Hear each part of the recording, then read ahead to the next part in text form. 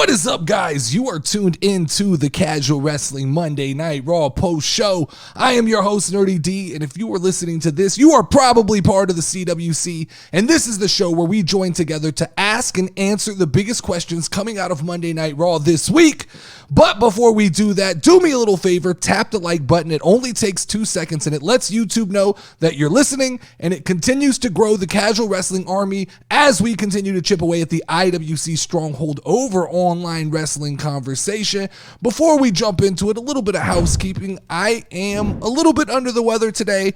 I'll truck on, I'll push through it, but if I'm coughing or clearing my throat, that's what's going on.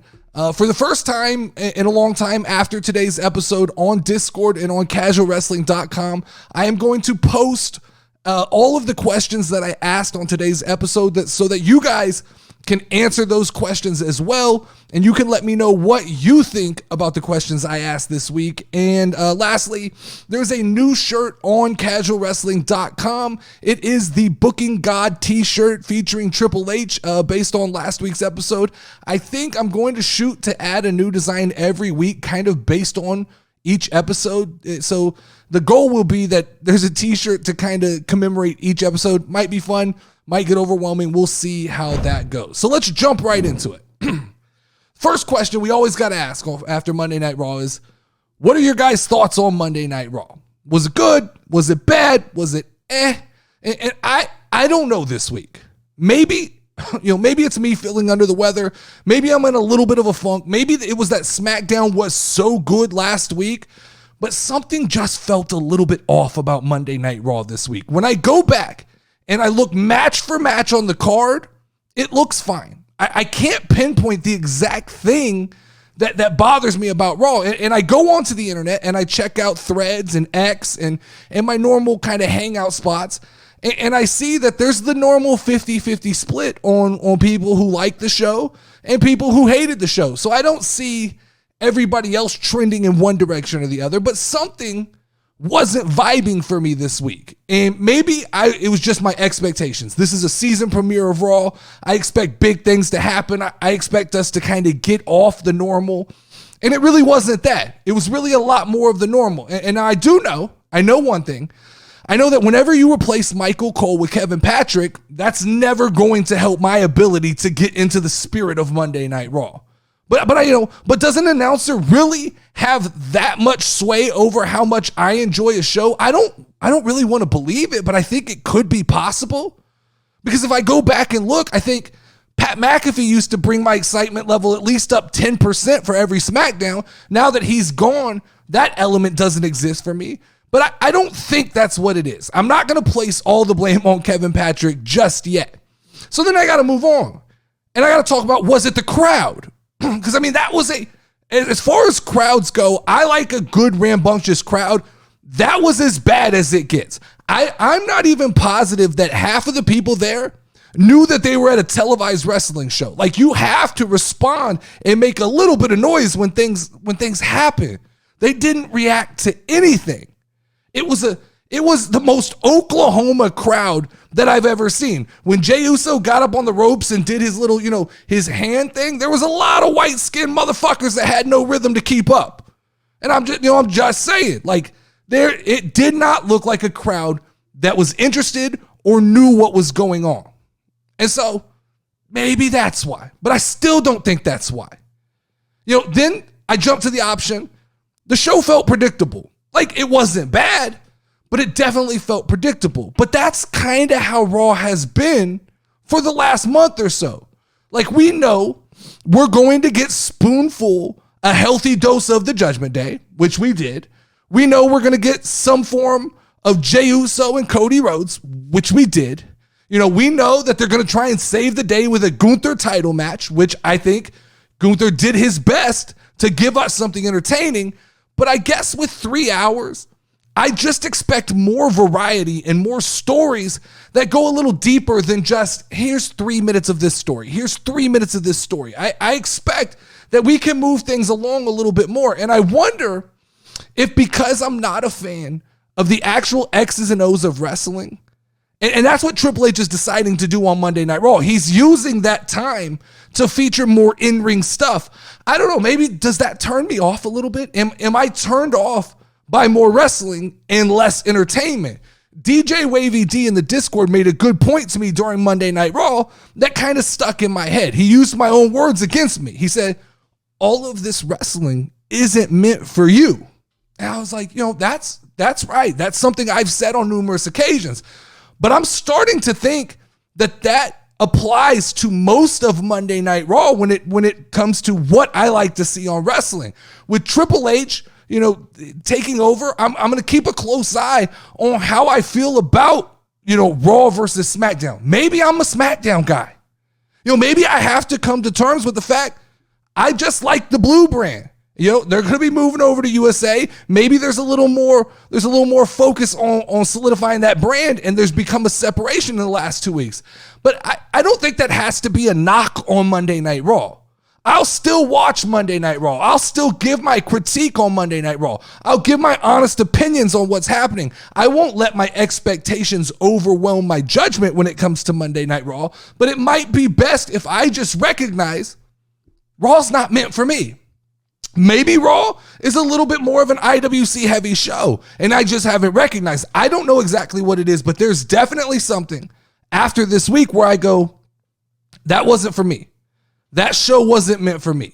I sat there for 3 hours, and there were some things I liked, but for the most part, that show wasn't for me. So having said that, let's talk a little bit more about the few things on Raw that I actually felt warranted some deeper discussions. So the second question tonight, the question I want to ask everybody, I'll ask myself. Do you think that the tag team titles bouncing back and forth between different teams is good or bad for the WWE? I think it's good. And I think that the IWC blowing up on the internet, already yelling that Triple H is losing the prestige of the titles, I think that shows you it's good. I think that is proof that when the IWC gets upset about something, it's probably good for the casual audience. So how does it make sense? A title is supposed to switch people. A title is supposed to feel like something somebody could win at any point in time.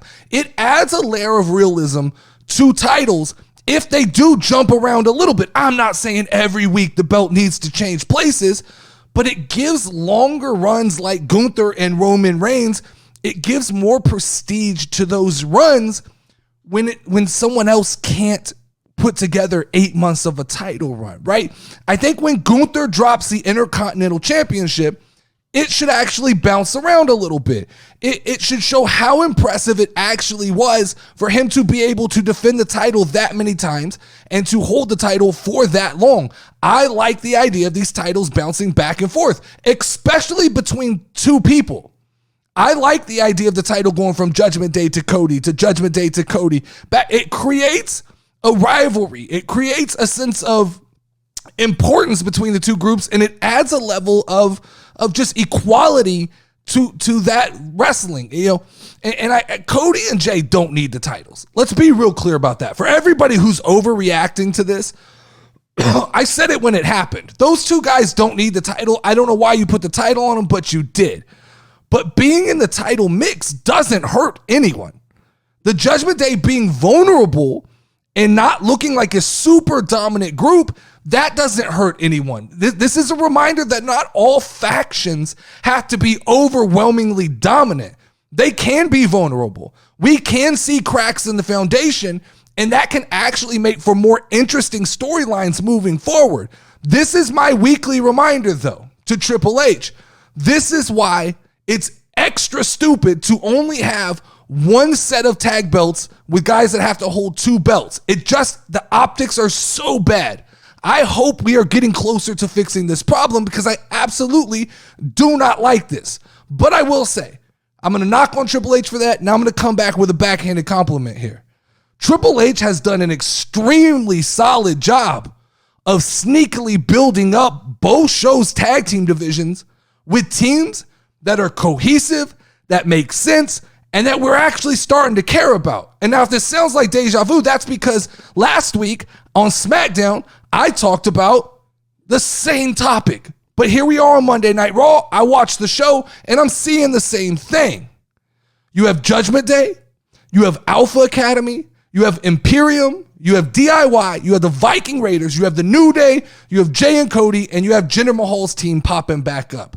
You can do a lot with that pool of talent.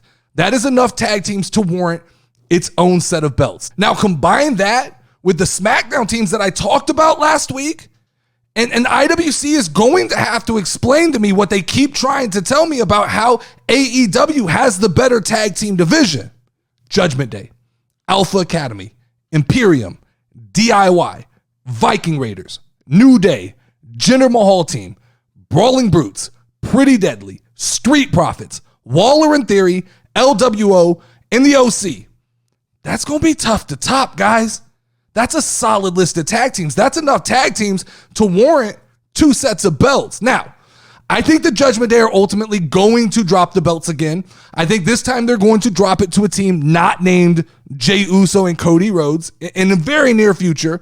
And I think the rest of these boys are going to start cooking. I think the tag team division is ready to kind of stand on its own with the teams that we have. Now, here's the thing. I'll talk about Jay and Cody winning the tag team titles, and I'll talk about how they didn't need them, but be real.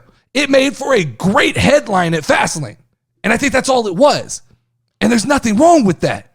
I don't think there was any plan going forward.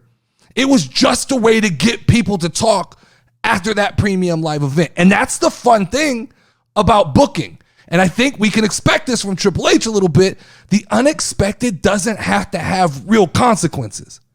But it is a great way, to give opportunities to people like Jimmy Uso to show up on Raw and cost the tag team titles. So in a way, this little maneuver that got you some publicity at Fastlane was ultimately just a way to set up, hey, we need to get this Jimmy and Jay story moving forward. So in a way, I guess something that didn't really need to have purpose had a little bit of purpose. But either way, once again, I'm going to give credit to the new god of booking, because this is the type of stuff that keeps the casual fans interested.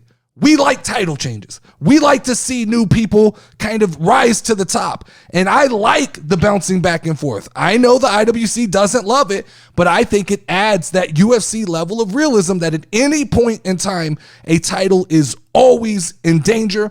And I hope this is indicative of Triple H's willingness to make title runs feel like they're more based in that realism than the idea that we have to protect the legacy of titles. I think like with the Intercontinental Championship, we've done that. Gunther has brought the prestige back. Now it can bounce around a little bit. We don't need to go from Gunther to another 180-day title run. We could go 30. We could go 45.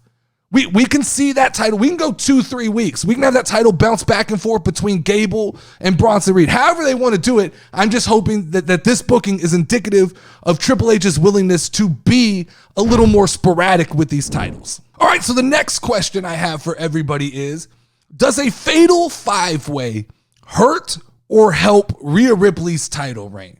So Rhea Ripley doesn't get one opponent for Crown Jewel. She now has 4. They've made it official. Fatal 5-way. Nia Jax, Rhea Ripley, Raquel Rodriguez, Shayna Baszler, and Zoe Stark. And my initial reaction when I first heard this was, man, what is the best way to erase all of the hard work you've put into this division in one night? It's to throw all the opponents at Rhea Ripley at once and just let her destroy every credible threat in one night. Then I realized, Rhea's not leaving Crown Jewel as the champion. And this got me a little bit excited. The question should have been, how do you book Rhea Ripley into an unwinnable situation where losing the title is inevitable? What do? You give her so many opponents, it's almost impossible to deal with. So let's play the odds game now on this match. The official Nerdy D percentage for who wins this match. Let's give Nia Jax a 40% shot to win this match. That's my favorite right now. I give Rhea Ripley 25% of the pie. I give Raquel Rodriguez 20% of the pie. I give Shayna Baszler 15%, and I think, unfortunately, Zoe Stark, 0% chance that she wins that match. It's not a knock on her. She's just not ready to lead that division at this time with all the talent that's around there. But I can make a case for Nia Jax. I can make a case for Raquel Rodriguez, and I can make a case for Rhea Ripley. Shayna Baszler, I can make a case for just because we know Triple H loves him some Shayna. So it's not out of the realm of possibility that he tests Shayna out to see what her temperature is with the wrestling world. But Zoe Starks isn't winning this. Zero chance. I'm sorry. She's not ready. I love Zoe Stark. Love me some Zoe Stark, but she's not ready. It's not her time. Nia Jax makes the most sense. You establish a monster that Rhea Ripley then has to conquer to get her title back. Rhea Ripley needs some adversity. She cannot just run through this division week in and week out. It is why she does not defend on a regular basis, because they don't have credible threats. So the way to build a credible threat is to establish a monster that feels almost nearly impossible to beat. Now, I gave Raquel Rodriguez a fighter's chance because it makes sense that you could go back and forth with Rhea Ripley and Raquel Rodriguez and have a solid winter feud. But the introduction of Nia Jax to me thinks that's not what they're doing. And that's why it's 20%. Is because it's possible. I just don't think that's the direction they're going at this point.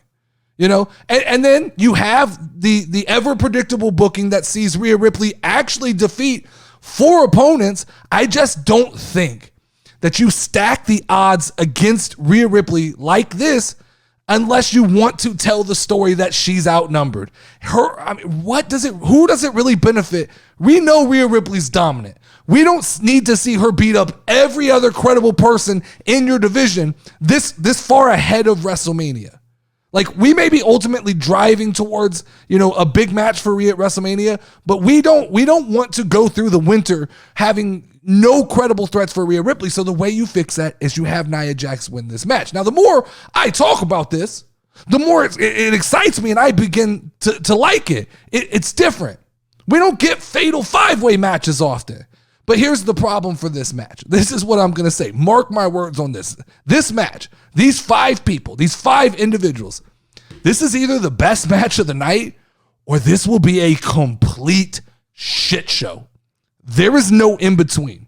We either leave Crown Jewel singing the praises of all 5 of these women, or we leave going, what the fuck was that? Rhea is the center stone of Monday Night Raw. The center stone. Center stone. Rhea Ripley is the center stone of Monday Night Raw and of the women's division. So whatever happens at Crown Jewel is going to be moving forward the Rhea Ripley story.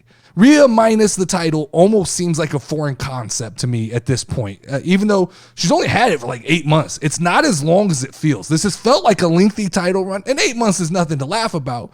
But it does feel like a foreign concept to me at this point. But I'm okay if it's Nia Jax that wins it and creates that monster character for her to try to take down as we get closer to Royal Rumble. I think, though, like I said, I'm sticking with Nia Jax as my early favorite to win this match. Why else do you bring her back if it's not for this?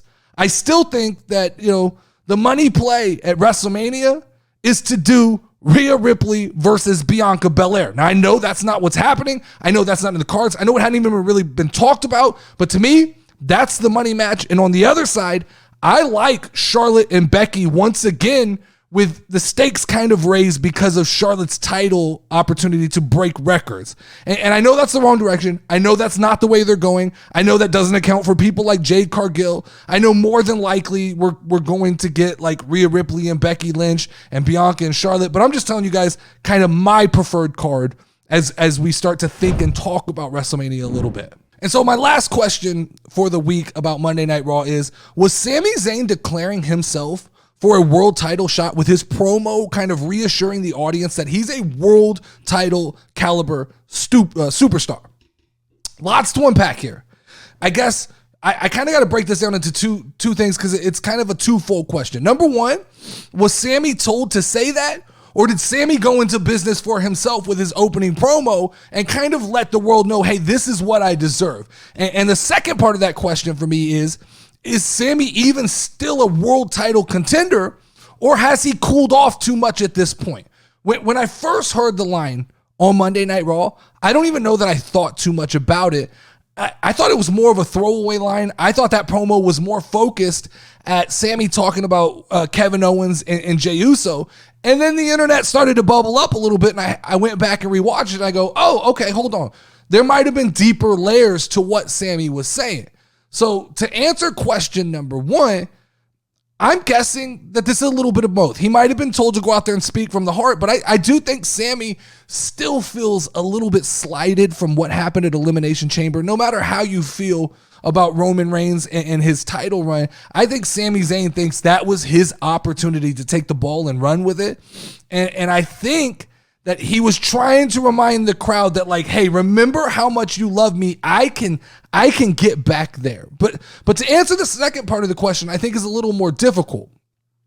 At this moment, is Sami Zayn truly a candidate and a contender for a world heavyweight title? So let's look at who are the legitimate contenders right now to be world heavyweight champion once Seth Rollins' title finally comes to an end. And I think you have 5 names. You have Gunther, you have Jey Uso, you have Damian Priest, you have Drew McIntyre, and I'm going to put Sami Zayn on that list right now for argument's sake. So the question becomes, I guess, is where does he fall in that hierarchy? Because the way I see it, it's too easy. A lot of people do this. A lot of the IWC do this, where they just rattle off names and say, well, that guy deserves a world title. But world titles are really about what's best for business and who can drive the narrative forward and where do you fit in the timeline. I talk about this all the time with people like Dominic Mysterio and Darby Allin. I've been told so many times that Darby Allin should be a world champion, and I go, when? Where do you fit him in AEW? Where do you fit him in? Because I don't ever see the point in time that Tony Khan and AEW feel comfortable enough to put the company on the back of Darby Allin. He's great. He draws. He's fun to watch. He's not a world champion, especially not at 4-7. So you have to start asking those questions, those difficult questions when it comes to talking about guys that are fan favorites, but are they world title contenders? Is Sami Zayn a better choice at this point in time than Gunther? You want my honest opinion. You guys want me to be honest with you, right? Yes, I think so. I know, boom, internet casual fans, what the hell is Nerdy D talking about? I'm going to say it's timing. Gunther is going to have a lengthy World Heavyweight Championship run. He's not going to ever be one of those guys where the title bounces on and off of him. So I think Gunther deserves the World Heavyweight Championship. He deserves a lengthy run, but let's push that out a little bit. Let's do that next year. Let's do that maybe post WrestleMania next year. Let's get Gunther the big belt and let's let him hold it for a long time. So if you're asking me right now, I think Sami Zayn is a better choice than Gunther, especially for this winter we're about to go through. So then we got to step over to, is Sami Zayn better than Jey Uso as far as being a world champion? I tell you, flip a coin here. I think they're interchangeable at this point. I think that in any story at this point, you can interchange Sami Zayn and Jey Uso, and you can flip a coin where you end up. They both have extremely high potential. So I'm just going to give it to Sami because we know Sami can get over with the crowd. We have not seen Jey Uso reach that next level. He's close. He's very close, but he hasn't hit that next I can do it on my own level that we've seen Sami flirt with in the last year. So then you got to ask, is Sami Zayn better than Drew McIntyre? That's tough.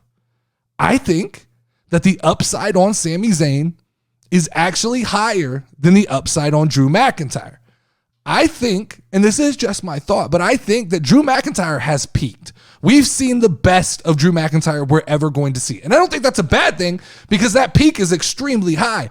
I just don't think that putting a world title on Drew McIntyre is going to elevate him to some new level. He's just going to be Drew McIntyre plus a championship. I envision that a Drew McIntyre title run at this point in time is going to be overly predictive. It's going to be booked extremely safe. And it's, dare I say, probably going to feel a little bit boring. So that leaves us lastly with Damian Priest. Is Sami Zayn a better choice than Damian Priest? Okay, here we go. No, I don't think so. But I'm going to put an asterisk next to that because I think Sami could be the perfect choice to do the transition to Damian Priest. Because here's the problem. Unfortunately, I see Sami Zayn a lot like I see Dolph Ziggler.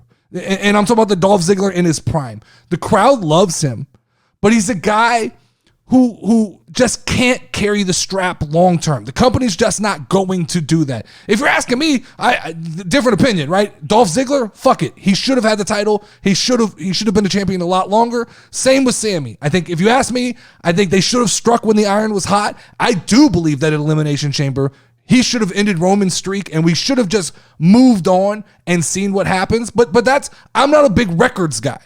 I'm not a big streaks guy. I more believe that you have to strike when the iron's hot and take what the moment gives you. You've got to see what LA Knight can do when he's at the top of that mountain, because sometimes being at the top of that mountain and winning can catapult you to that superstar level. So I think the problem for Sami is he's cooled off considerably.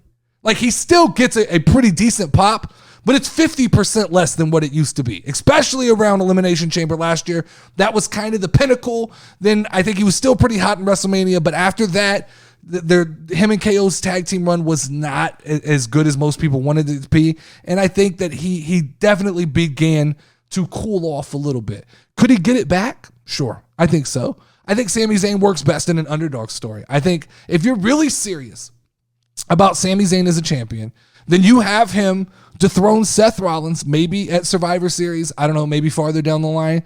And then you immediately have Damian Priest cash in on Sami that night, beginning the empathy story. The fans are not happy. Puts extreme heel heat on Damian Priest. It puts Sami Zayn in a position for that kind of Daniel Bryan ultimate baby face, it just puts you in that light where the fans are just empathetic to everything you do.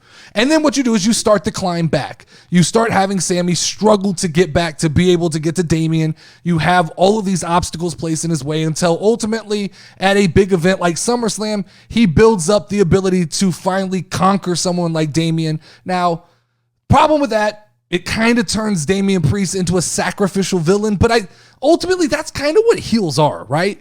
Like, if you're booking heels correctly, they should win a title, be strong, but kind of be a sacrificial heel for the next babyface that comes along. So I don't think that's too big of a deal. But what I know is I'm not sold on Drew McIntyre being World Heavyweight Champion, if that's the direction that WWE might go. Unless, here's the only thing, unless it's a play to keep Drew McIntyre happy because he's supposedly in contract negotiations and hasn't signed a new contract, that would be the only reason that you would put the title on Drew. But then I hate when world titles are used as like dangling carrots to get somebody like, oh, if you re-sign this contract, I'll make you a world champion. I think that's a disservice to fans.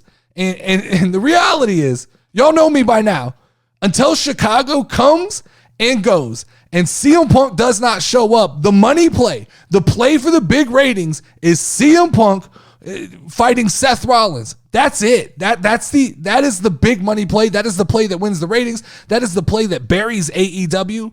But in an alternate universe, Sami Zayn could work. I will say, after kind of talking through this topic, yes, Sami Zayn is a world title contender, and Sami Zayn could be a credible world heavyweight champion. Now, I keep seeing the IWC call the world heavyweight championship a consolation prize.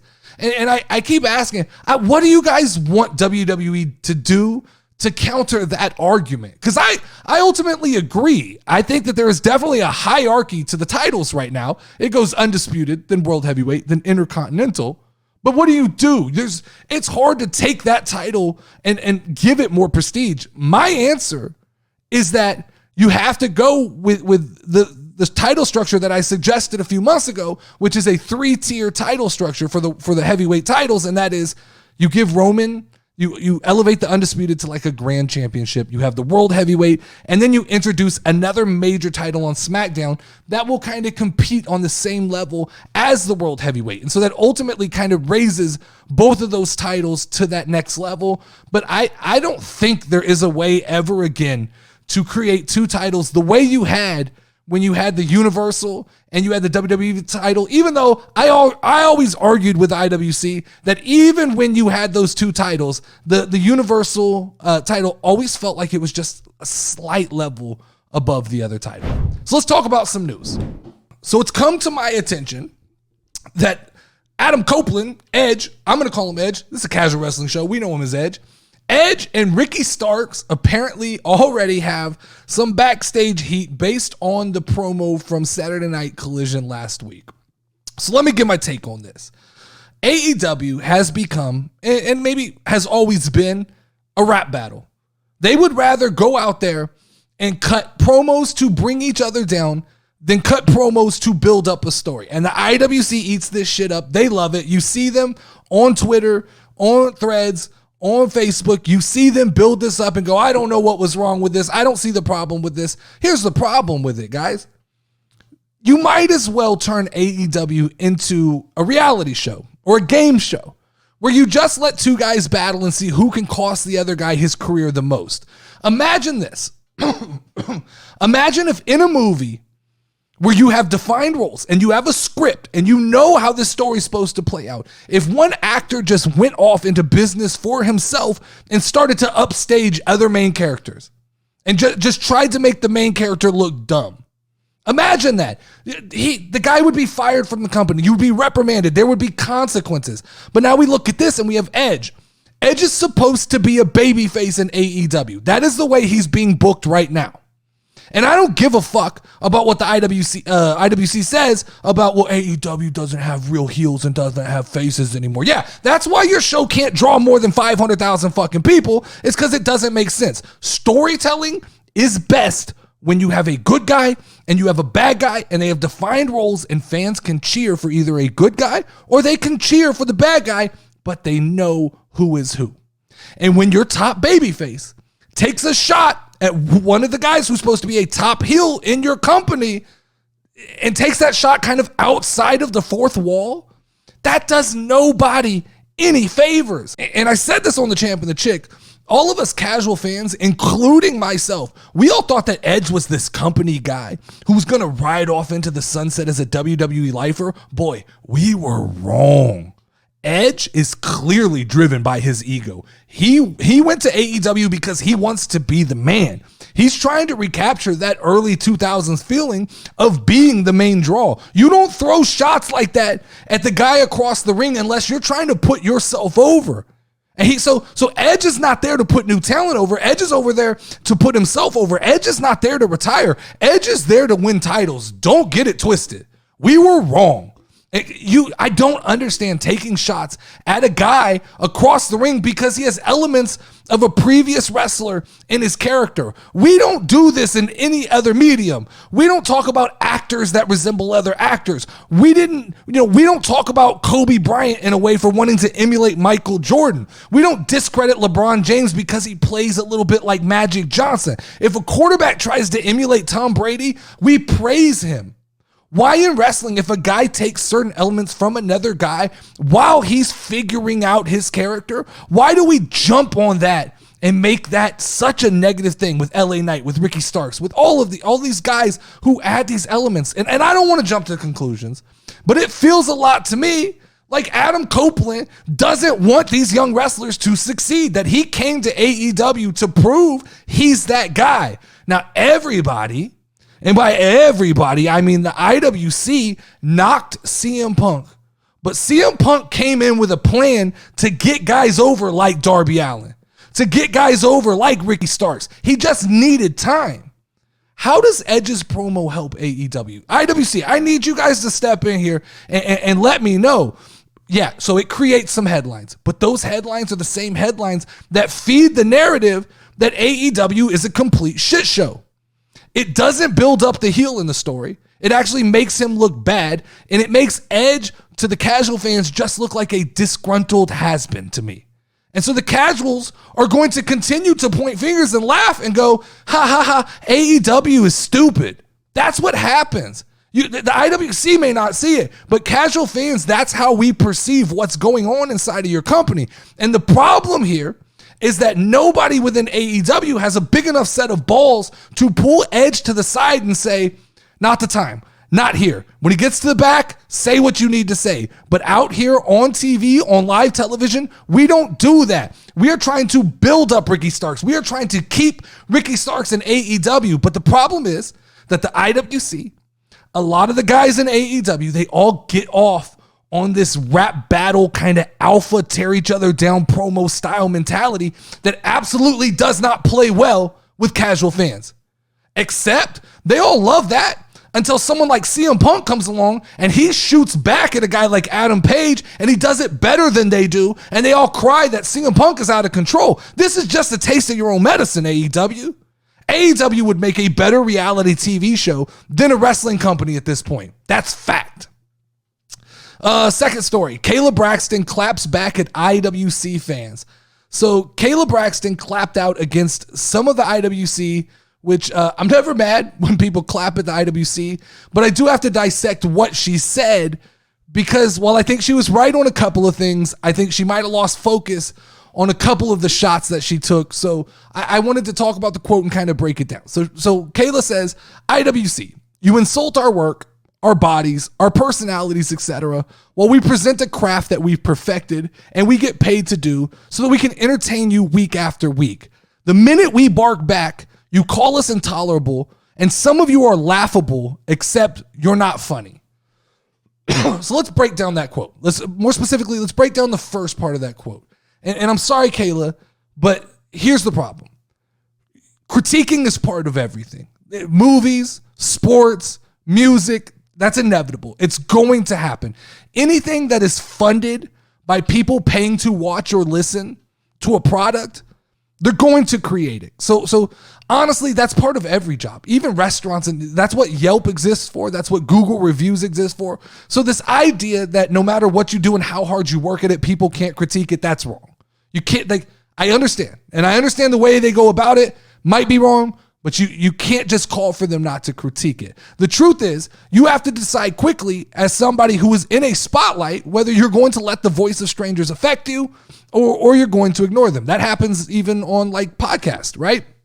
And I heard a quote the other day that you shouldn't take criticism from someone you wouldn't take advice from. I believe it was Pat McAfee. Don't know exactly who it was, but I did hear that. And that kind of resonated with me because even as a podcaster, you get a lot of just negativity, negative comments, and you have to realize that that's just part of the gig. And I get that a lot of, I'm gonna put this in quotations, celebrities, no matter what level they're at, they struggle with those insecurities. But if you choose a profession that is in the spotlight, you have to be able to develop a thicker skin, because the IWC is going to get you, that is just part of what they do. That is part of their culture. Now, the second part of the quote, when we bark back, you guys call us intolerable.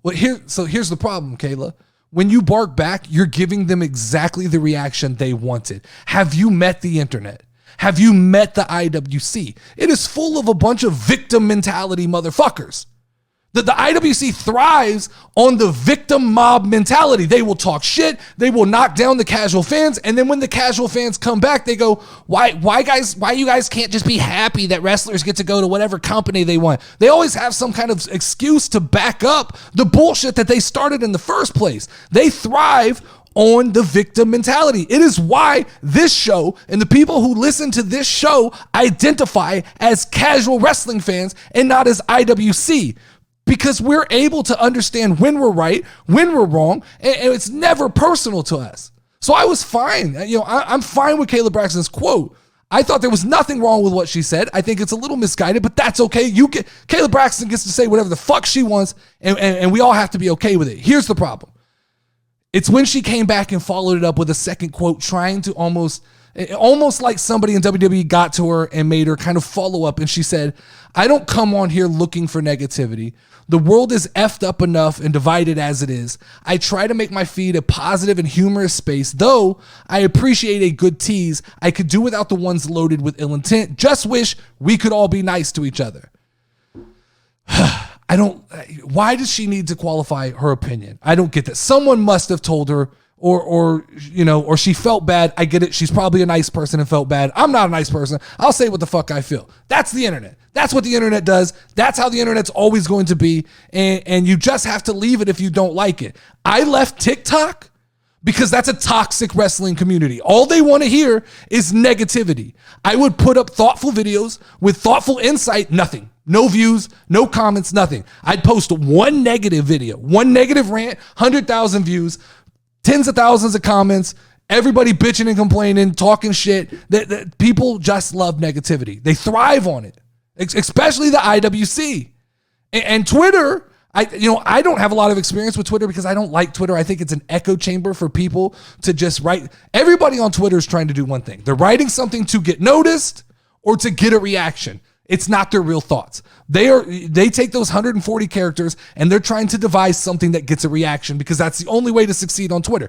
So why I don't do well on there is because I don't want to spark outrage for the sake of outrage. So the idea, and I get it, it's wishful thinking that like Kayla Braxton goes, I'm trying to create a feed that's as positive as possible. Not on Twitter. It's not going to happen. You're going to get infiltrated by dipshits.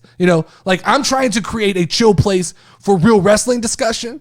And that's why you create a Discord, because you can monitor who comes in and that. That's why you can do stuff on your website. You can monitor who comes in and out, but you don't have control on Instagram, Facebook, Twitter. You don't have, that world is just so open-ended, full of IWC that there's no hope. And then finishing it off with the quote that I just wish we could all be nice to each other. I think we all do, but it'll never happen. That's not the internet. My advice, Kayla, is you're extremely good at your job. You seem like a really good fucking person.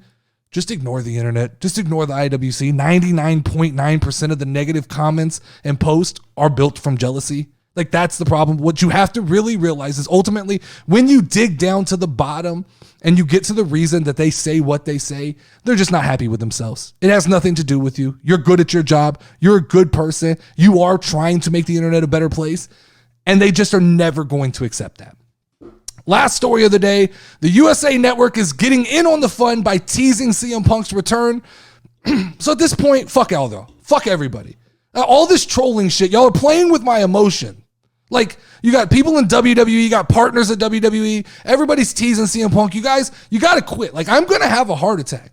Because there's still some of us CM Punk fans out there who know what he is and what he is capable of, and all he needs is an opportunity to show it. And you guys are acting like he's coming back, but then we get reports on the other side that say, well, no, WWE's not negotiating him, no. And I try to be, I try to be strong. I try to come on here and put on a strong face and tell you guys, I know he's coming back, but I'm losing my shit on a daily basis reading all these different articles.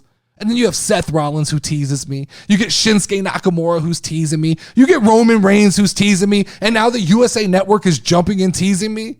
Like this got to stop. He's either coming back or he's not. Stop playing with my emotions. But in all seriousness, I think Raw is going to need a main attraction. These next 3 months can get dark and cold real fast. And I think CM Punk is the guy to get us through the winter. I think TKO, let's get the deal done.